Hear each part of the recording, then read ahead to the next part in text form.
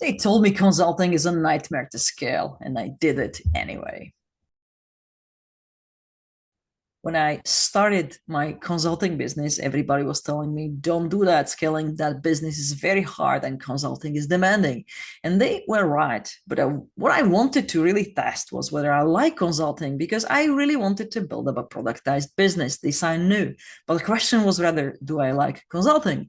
So what I did is that the very first year, I decided to accept anybody and I simply mentored on the topics which I felt were something I could help with. I decided to join Forbes Ideal Place, their grow club. I was a mentor there. So that was additional possibility to try to make more consulting work. And I suddenly found two things. One, I really love solving problems. I want to do this. And two, I don't want to do it in a hassle way. This is not my way. In the first 6 months, I told yes to almost everybody, and it was the best filter I could make for my business. No complex scoring, no ICPs.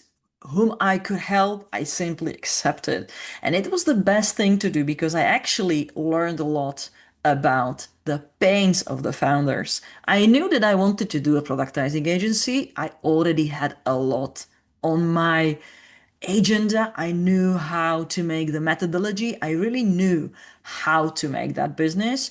But still, I decided to help on any topic because I wanted to know how the founders are really calling their pains, how they articulate that, how they communicate that. And that helped me to clarify the methodology of productizing and to understand more clearly internally for myself with whom I want to work and with whom not.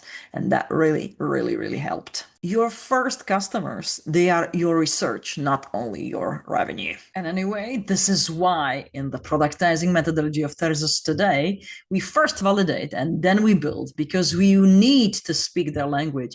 You need to understand what the pain is and really click to that completely, like lock in. That was really the main seed for doing the productizing in Terzos very fast.